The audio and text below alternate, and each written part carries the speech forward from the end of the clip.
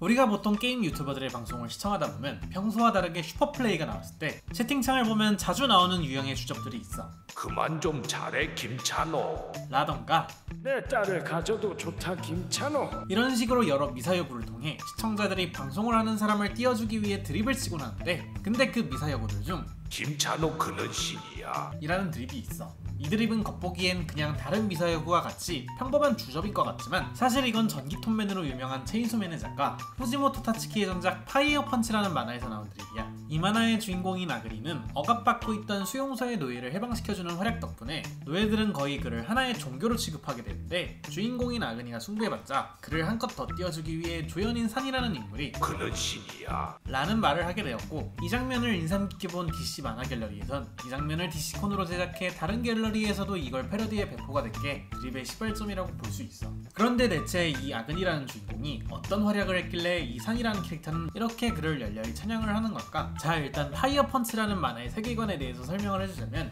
이 만화의 세계관 인물들은 태어날 때부터 각자 특정한 초능력을 쓰는 세계관인데, 그런데 지구가 몇백 년 지나 빙하기에 들어가게 되면서 갑작스러운 환경의 변화에 따라 사람들이 갖고 있던 초능력은 점점 사라지게 되고 일부만 초능력을 쓸 수 있는 식으로 변해버렸어. 이런 세계관 속에서 주인공인 아그리는 어떤 상처를 입어도 재생을 할 수 있는 초회복 능력을 가진 능력자로 자기 동생과 같이 마을을 위해 능력을 발휘하며 살아가고 있었는데, 그 능력을 어떤 식으로 발휘하냐면 자기 팔을 잘라서 인육을 제공하는 거야.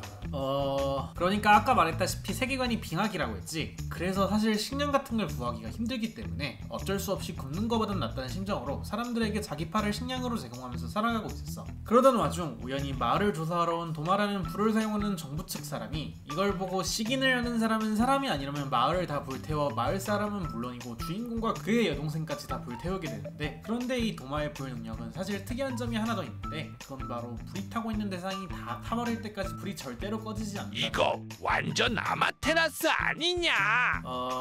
아무튼 이 과정에서 주인공의 재생 능력과 이 꺼지지 않는 불의 능력이 서로 충돌하게 되며 작중 아그니는 죽지도 못한 채 8년 동안 불에 타 고통을 받다가 결국 신경세포가 다 불타게 돼 몸에 붙은 이 불에 적응하게 되는 경지에 이르게 되고, 이게 이 만화의 이름이 파이어 펀치인 이유야. 자, 그러던 와중 산이라는 캐릭터가 노예로 정부에 끌려가고 있었는데, 끌려가고 있던 다른 노예 중 하나가 자신의 아이가 목이 말라 하니 관리자에게 물을 달라고 하자 관리는 자신의 오줌을 마시게 해.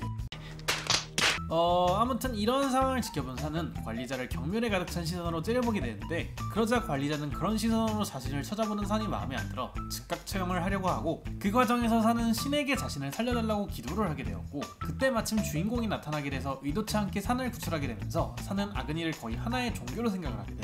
이후 산은 주인공인 아그니를 따라가려고 하지만 아그니는 산을 거부하며 자신을 쫓아오지 말라고 하는데, 그러다 보니 어떻게 또 한 번 더 붙잡히게 되고, 이번에는 네네토라는 캐릭터가 한 방에 갇히게 되었는데, 탈출 계획을 짜던 도중 관리자가 나타나 자신의 말만 잘 들으면 힘든 건 없을 거라 하며 이 둘을 안심시켜주는 척하더니 걔랑 야스를 시켜.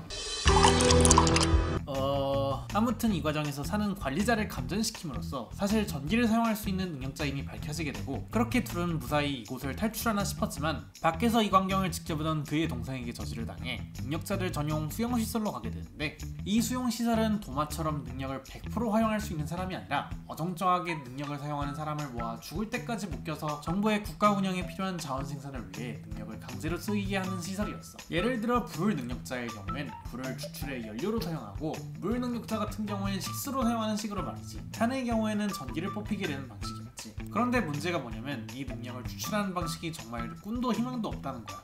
이곳 수용소에서 능력자들의 능력을 추출하는 원리가 뭐냐면, 일단 팔다리를 알몸으로 묶어서 능력자에게 고통을 느끼게 하는 물질을 튜브로 꽂아 계속해서 능력을 강제로 사용하게 하는데, 식사는 호스 같은 걸로 먹이는 데다가 이들에게 주어진 수면 시간은 단 4시간 뿐이어서 하루 20시간을 365일 고통받아야 하는 경악스러운 방식으로 운영이 되고 있었어. 그렇게 사는 수용소에서 전기를 착취당하다가 수용소 사람들과 자기 전 이런저런 잡담을 나누게 되는데, 사는 아그니라는 신이 자신을 구하러 올 거라는 이야기를 계속하게 돼.